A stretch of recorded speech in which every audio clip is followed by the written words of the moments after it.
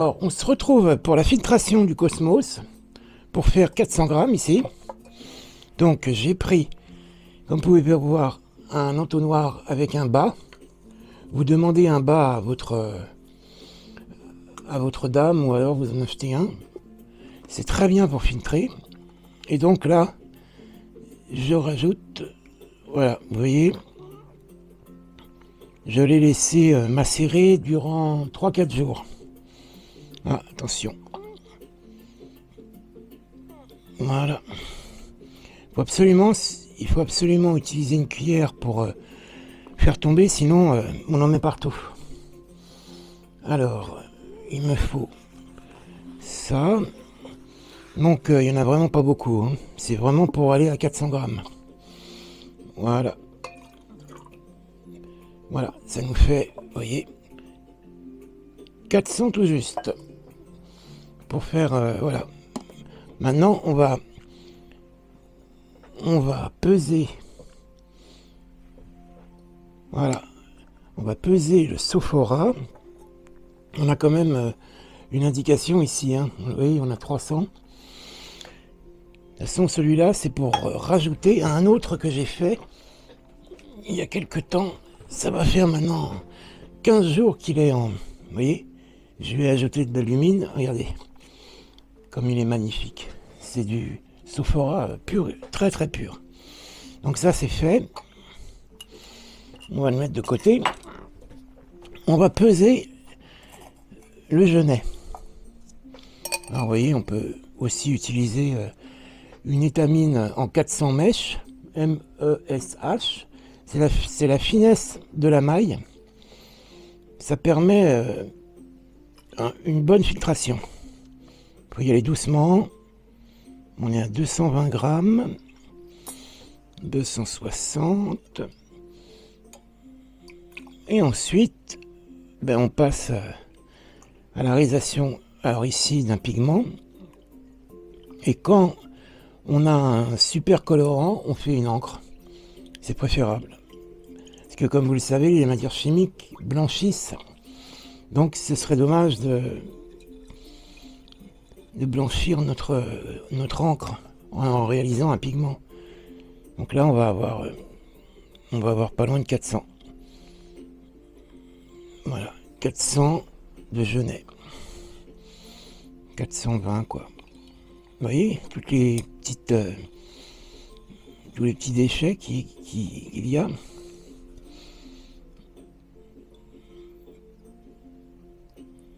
Et voilà, 435.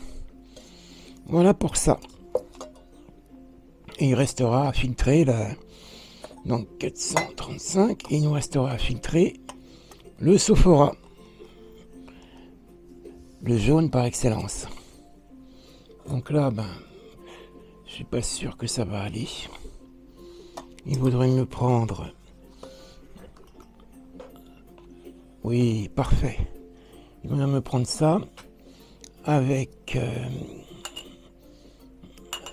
voilà, une passoire qui s'ajuste parfaitement. Voilà, on met la tare et on y va.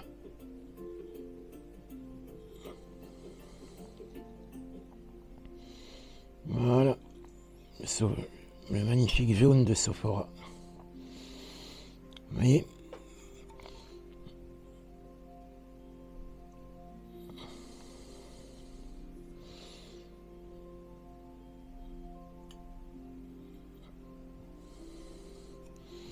Voilà, 176 grammes. Mais là encore, on va prendre un pinceau en martre pour les faire passer. Si on fait déborder, «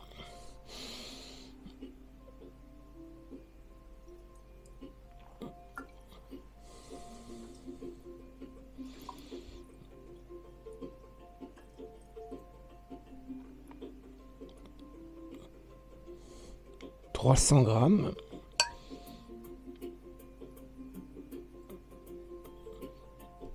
Et voilà, on a exactement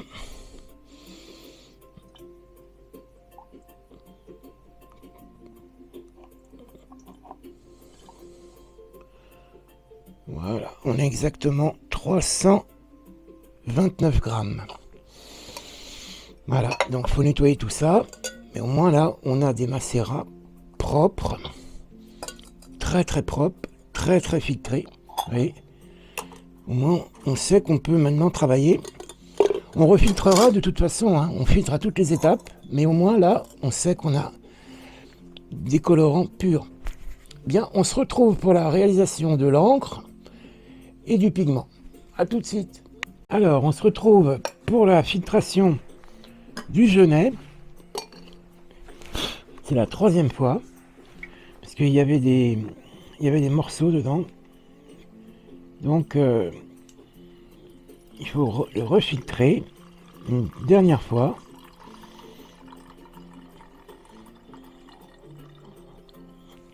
C'est tout ce qu'on aura de gagné après, quoi. Ça permet de faire, vous allez voir, un pigment vraiment fin, dans le sens de la couleur, la chroma. Le genêt, c'est un très beau jaune. Si on le réussit, si le végétal est colorant, on peut faire des jaunes comme le Sophora, hein, la même puissance. Donc, j'utilise pas la brosse pour pas faire tomber le. Vous voyez ce qu'il y a là? Il y a tout ça, c'est une espèce de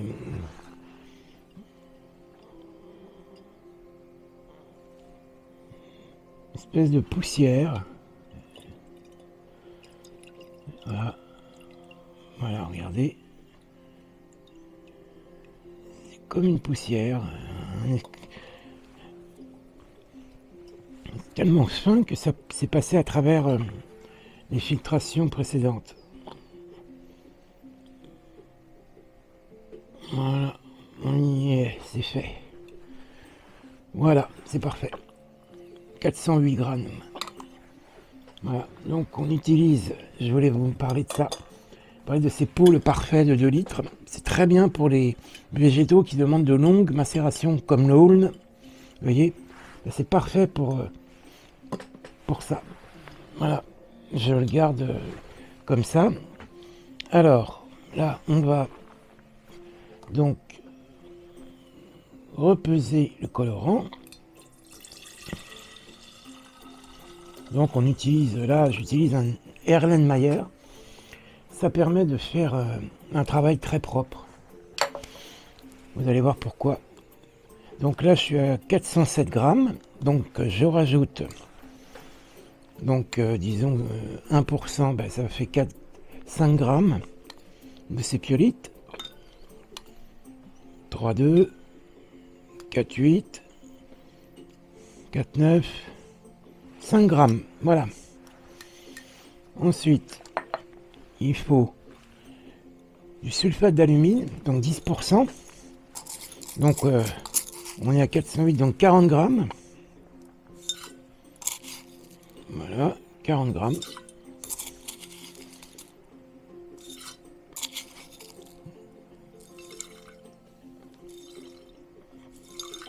Bon, c'est pas au gramme près, hein. Voilà. Et maintenant, nous allons fermer avec cette collerette que j'ai fait avec du sopalin. Mais si vous avez un autre moyen, ne vous gênez pas. Si vous avez un bouchon en liège. Et voilà. Vous allez voir, ça va. Il suffit de laisser. On le laisse 24 heures comme ça. Et ça va se dissoudre tout seul. J'ai fait la même chose avec le Sophora ici. Vous voyez, au fond, c'est l'alumine. Donc, on aurait pu le faire dans une bouteille en plastique, hein. Ne vous gênez pas. Il y a pas. On utilise du matériel de chimie parce qu'il faut le chauffer. Ça casse pas. Mais c'est pas du tout indispensable, hein. On peut utiliser n'importe quel ustensile, n'importe quel du tupperware. Voilà. Il faut des contenants qui résistent à la chaleur. Donc là, voilà, regardez. Puis surtout, on n'en met pas partout, ça gicle pas. Voilà. Et ensuite, on rajoutera 3%, enfin jusqu'à pH 7, de carbonate de sodium pour faire notre pigment. Voilà. Mais là, je vais le laisser... je pourrais le chauffer hein, sur une plaque électrique, justement, c'est l'avantage. Mais moi, je fais tout en mode passif. Je le laisse faire. Bon, ben voilà. On se retrouve dans 24 heures quand le sulfate d'alumine aura fondu. Sur ce, à bientôt. Alors, on se retrouve pour faire de l'encre de Cosmos. Voici le macérat. Donc, on pèse, on va faire un essai. On va peser 100 grammes.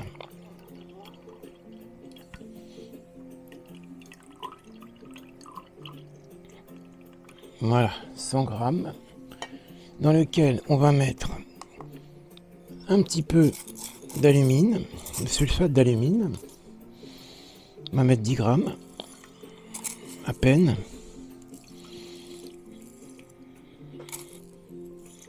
Voilà, 10 grammes. Et on remue. Donc il faut qu'on fasse un macérat aluminé, vous voyez. Ça va vivifier en plus le macérat pour faire une encre. Alors là, vous allez voir, on utilise de la triéthanolamine qui est un alcali liquide. Ça ne mousse pas comme quand on fait un pigment. C'est pour ça qu'on l'utilise d'ailleurs. Les restaurateurs le connaissent très bien. Parce qu'il est vraiment il est épais comme de la glycérine, ce qui permet de faire des nettoyages verticaux. Voilà. Alors ce qu'on peut faire, c'est le passer d'abord au micro-ondes. Hein. On aurait pu chauffer d'abord le macérat. Mais moi j'aime bien garder les colorants purs. Que la chaleur, ça les fait tourner. Donc là ça va aller. Regardez, on y est presque. Hein.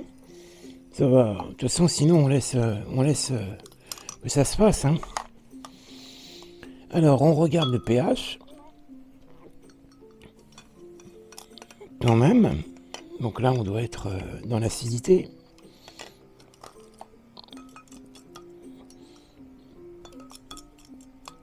Pas encore. Ben non, il est plutôt neutre. Ah, il va redescendre. Ben, plus l'alumine va se dissoudre, plus il va devenir acide. Alors si c'était pas le cas, il faudrait rajouter de l'acide citrique ou oxalique. Il faut absolument que ce soit acide. Peu importe le moyen par lequel on obtient l'acidité, il faut que ce soit acide. pH 5 au moins.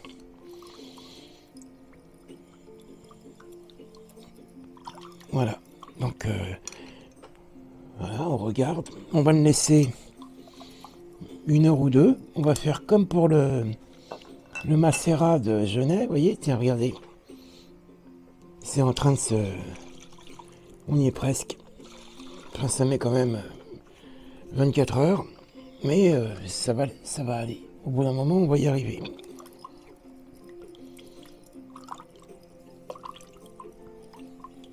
Voilà. Donc on va laisser quelques heures, le temps que l'alumine s'imprègne, vous voyez, du macérat. Mais déjà, regardez, je peux vous faire... je peux déjà vous montrer à quel point il est... Regardez ça. C'est une vraie encre. On dit encre parce que c'est liquide, mais c'est un colorant là, pur. Avec ça, on pourrait faire un pigment aussi, également. Mais en tant qu'encre, il est vraiment pas mal.